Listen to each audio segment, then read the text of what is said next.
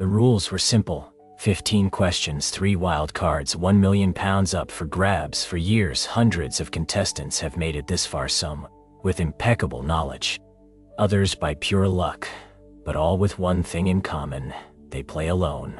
Or at least, that's what the audience believed that night. Charles Ingram walked onto the set like any other contestant. No one suspected a thing. In the first few questions, he seemed hesitant, nervous. He said he wasn't sure he used wild cards earlier than expected, but something changed when something changed. The prize pool increased, doubts turned into certainties, the pauses got longer. And the strangest thing wasn't how he said it. It was what he said. Impressively, Charles never missed a single question. The probability of this happening by pure luck is 0.003%. Practically impossible.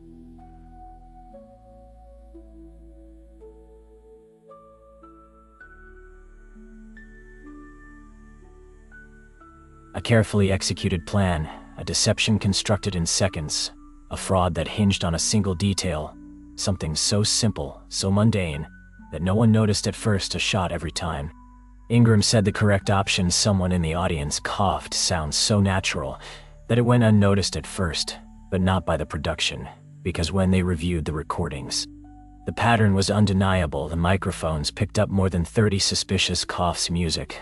The recording was analyzed frame by frame, and when the truth came out, the £1,000,000 dream became a scandal that would take him to court. To understand how Charles Ingram tried to fool an entire television program, we must first understand the game. Who Wants to Be a Millionaire was not a simple general knowledge quiz.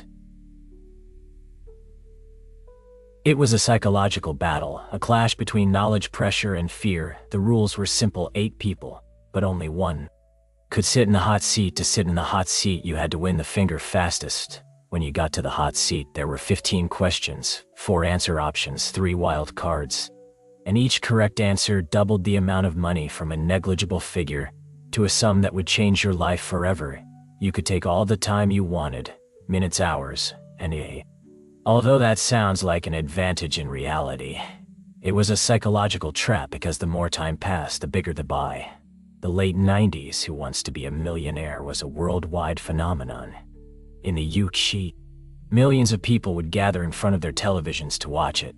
It wasn't just a game show. It was an event. Every scam needs 3 things: a plan, a moment, and the right people to execute it. This wasn't the work of one man. It was a game of strategy with 3 main players. Charles Ingram was a major in the British Army, not a businessman or a trivia expert. In his day-to-day life, he wasn't someone noted for his general knowledge or quick thinking. He was the visible face of the fraud, the one who had to act in front of the cameras, feign doubt, repeat each option out loud, and finally select the correct answer at the right time. If Charles Ingram was the face of the scam, his wife Diana Ingram was the mastermind. Months earlier, his brother Adrian Polo, who had been on the show 4 times before, was in the hot seat just once and £1,32,000. But the most incredible thing is that she also managed to get into the show. Be aware that it is incredibly difficult to get a place on this show. Thousands, not millions, of people try. The selection process is brutal. But this family managed to get in time and time again. They knew the system, the dynamics of the questions, the patterns of the presenter, and how to play it. Adrian even had a model of the fastest finger at home. The third player in this story wasn't in the spotlight. He was among the hidden audience, invisible, but his role was the most important of all. Tequan Woodtalk was a business professor at Welsh College, a man who, like the Ingrams, had a particular interest in game shows. The plan was simple. If Charles Ingram hesitated on a question, Tequan was to wait to listen, and when Ingram mentioned the correct answer, cough. They didn't need to talk. They didn't need secret codes. Just a simple cough at the exact right moment. He was supposed to be a candidate tomorrow, so he was going to be in the studio. September 12, 2001. The spotlights illuminate the set of Who Wants to Be a Millionaire. In the center, British presenter Krista Rand, with an impeccable smile, welcomes the contestants. 8 eager, excited people. But only one will be able to sit in the hot seat. Put these words in the correct order to form the title of a novel. Agatha Christie, the contestants type, with speed. Silence. The correct answer is Death on the Nile, and the fastest is Charles Ingram in 3:97 seconds. Incredible, around 19 million people tuned in for this episode. A third of the entire UK population, people, were obsessed with him. Obsessed with him. Cameras are ready and taking center stage. Sitting in the most famous chair on British television is Charles Ingram. During his first few questions, he seems undecided constantly. Changes his mind, guessing some answers, he hesitates on others. No one in the audience suspects anything yet. After all, that's how many contestants play. After just 7 out of 15 questions, he's down to one of his 3 wild cards, but then something changes when he gets to question number 7. Charles Ingram thinks he seems unsure, then reads the answers out loud. And that's when a short but distinct cough happens. Ingram stops, and then suddenly chooses the correct one. At first, nobody notices a cough. In a crowded studio, is not unusual, but then it happens again. Question number 10. Ingram is at a loss. He has no idea of answer. He scratches his head, mumbles various options, and when he mentions the correct one, ordeals. And once again, Charles changes his answer at the last second and gets it right. The pattern is clear. Big doubt. He speaks, he tries out different answers, and when he mentions the correct one, someone in the audience gives him the cue. The game is rigged, but no one knows it. Charles Ingram has reached the final question.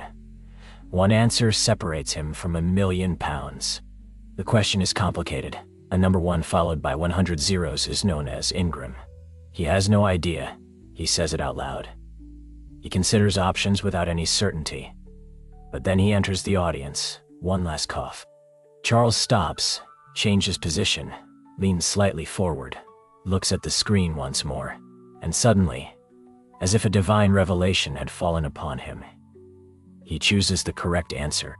Google has just won £1 million, but the fraud has been recorded. The million was already secured. Charles had made history on British television. He had beaten the system. He had outsmarted everyone. Or so he thought. Or so he thought. Behind the scenes, something didn't add up. They had never seen anything like this. The way Charles Ingram had played the game made no sense. The first indication that something was wrong didn't come from an investigation or an anonymous tip. It was something much simpler, the attitude of presenter Chris Starrett. Chris had presented hundreds of episodes of Who Wants to Be a Millionaire. He had seen brilliant people crumble under pressure, contestants who played with strategy. But I'd never seen anyone like Charles Ingram. Someone who hesitated on every single question but answered every single one correctly. That same night, as the production team reviewed the footage, they began to notice something. Every time Ingram mentioned a correct answer, a cough could be heard in the background. At first, it seemed like a coincidence, but as they progressed through the recording, the pattern became impossible to ignore. A cough at the perfect moment. Every time Ingram mentioned the correct answer, someone was helping him. Paul Smith, the head of the program, was convinced that this couldn't be a coincidence and called the police.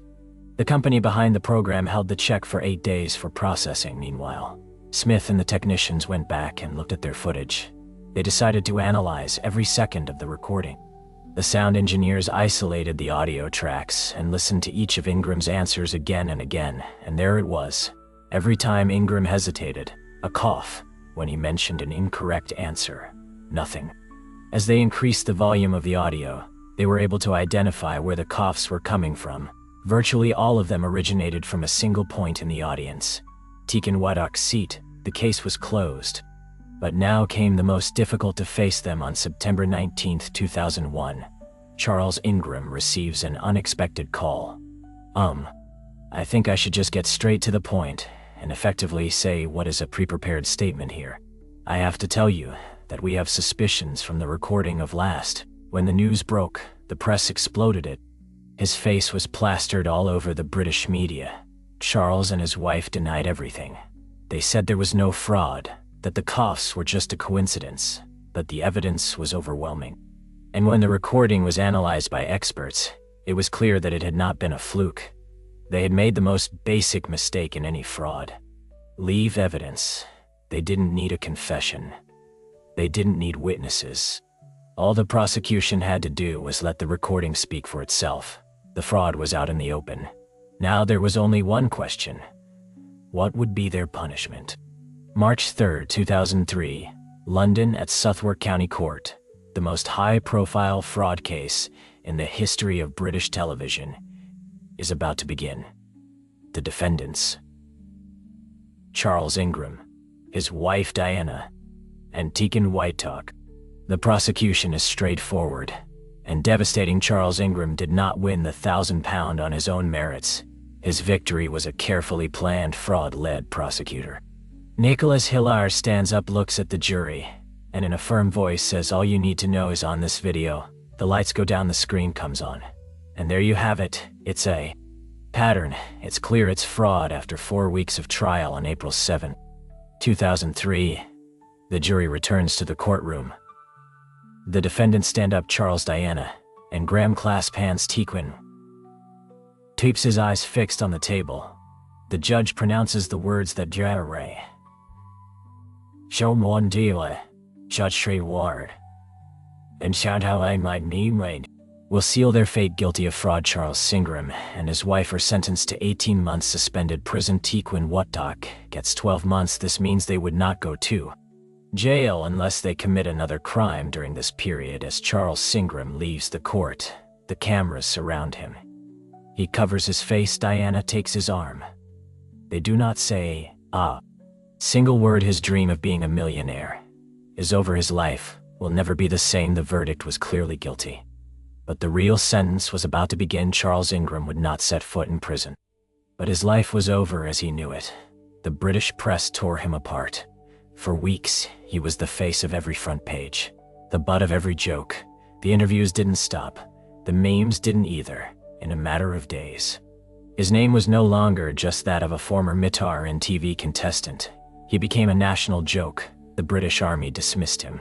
He lost his rank, his career, his stability, without his job, without his salary. The debts began to accumulate. In addition, the court imposed a fine of £115,000. Little by little, the Ingrams lost everything. They sold their house and moved to a more humble area. Diana, his wife, was also scarred. The weight of shame haunted her for years. Her daughters grew up with a surname that people could not forget because of a story they could never bury. And the third man in the fraud, Tegan Whitetalk, also paid the price. He lost his job as a teacher. His academic career collapsed in a matter of days. Nobody wanted to hire a man whose reputation was linked to a television fraud for years.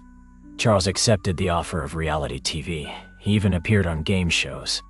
In a program where he had to live with another family today, Charles Ingram is living away from the cameras. He never admitted to cheating.